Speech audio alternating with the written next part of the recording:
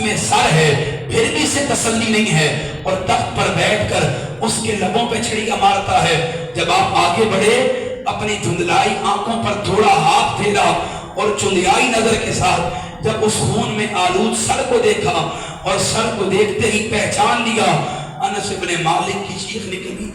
غصے سے لال ہو کر کہتے ہیں او بدبخت، تو جس کے لبوں پہ چھڑیاں مار رہا ہے نا، کان اشبہہم برسول اللہ، یہ تو سب سے زیادہ رسول کے مشابہ، یہ تو سب سے زیادہ رسول کے۔ صحابہ کرام کا طریقہ یہ تھا، انہوں نے رسول اللہ کے بعد اگر رسول اللہ کی زیارت کرنی ہوتی وہ سیدہ فاطمہ زہرا علیہ السلام کی دہلیز پر دستک دیتے، دستک دیکھ کر مولا حسین کا چہرہ دیکھتے رسول کی زیارت کر لیا۔ لوگوں، وہ حسین ابن علی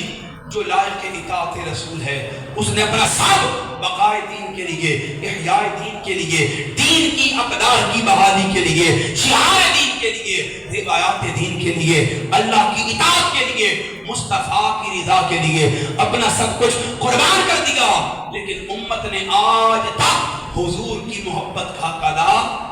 حضور کی پسند کا حق ادا، حضور کی چاہت کا حق ادا۔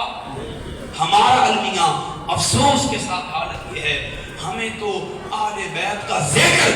اگر کوئی کثرت سے کرنے والا مل جائے تو ہم کسی اور فکر کا خیال کرتے ہوئے اسے اپنی مجلس میں بٹھانا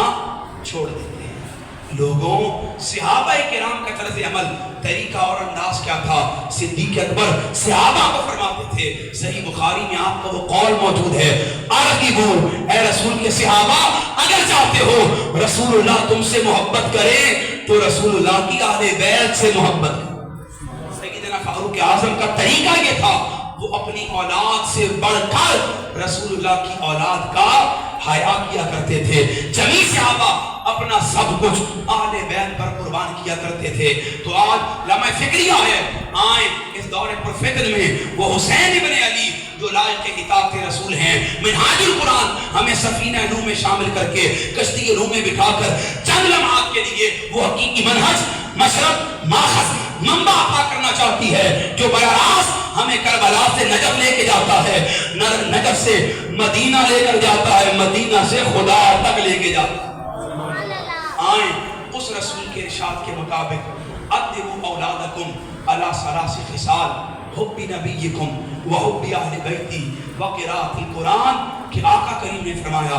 اپنی اولادوں کو 3 چیزیں سکھاؤ، میری محبت، میری اہل بیت کی محبت اور قرآن پڑھنے کا ذوق شوق، یعنی قرآن کی محبت۔ تو منہاج القرآن اسی مشرب پر قائم ہے، اسی منہج پر کھڑی ہے، اور اسی منہج،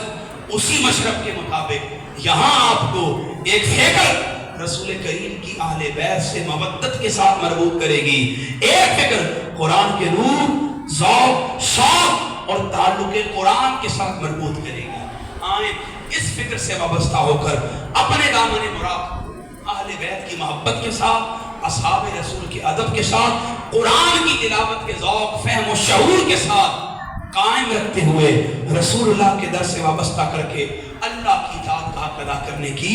کوشش کریں۔ ابھی دامن مراد میں بہت کچھ ہے، لیکن میری گفتگو سے قبل حضرت علامہ فرما چکے کہ 11 بجے دعا ہے، تو 11:02 ہو چکے ہیں۔ میں اسی پر اپنی بات کا اختتام کرتا ہوں، لیکن ایک شکوے کا اظہار کرنا چاہتا ہوں، اجازت ہے؟ دیکھیں، جتنے احباب دور و نزدیک سے آئے ہیں، کوئی شک نہیں ہے آپ کے اوقات بہت قیمتی ہیں، لمحات بڑے مصروف ترین ہیں، اور زندگی ویسے عمومی طور پر پرآشوب ہے، لیکن باوجود اس کے یہ میری عرضی ہے، یہ اللہ اور اس کے رسول کے دین کی نوکری ہے۔ کس کی نوکری ہے؟ آپ نے قطعاً یہ خیال نہیں کرنا کہ یہ درس منہاج القرآن کا نہیں، یہ قرآن کا درس ہے، صاحب قرآن کی بات ہے۔ اس لیے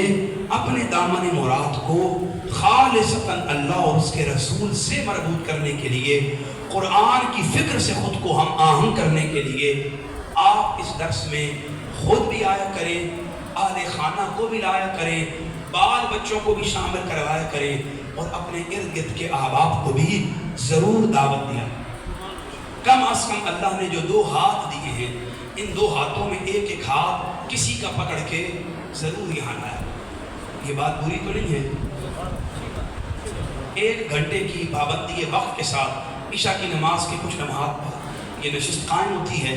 1 گھنٹہ 1.25 گھنٹہ لگتا ہے۔ میرے خطاب کو اور پھر تلاوت و نعت میں لانے تو ساری نشست 1.5 گھنٹے میں وائنڈ اپ ہو جاتی ہے۔ تو آپ کوشش کریں، اللہ ہم سب کا حامی و ناصر ہو۔ وآخر دعوانا ان الحمدللہ۔ ماشاءاللہ، بہت ہی خوبصورت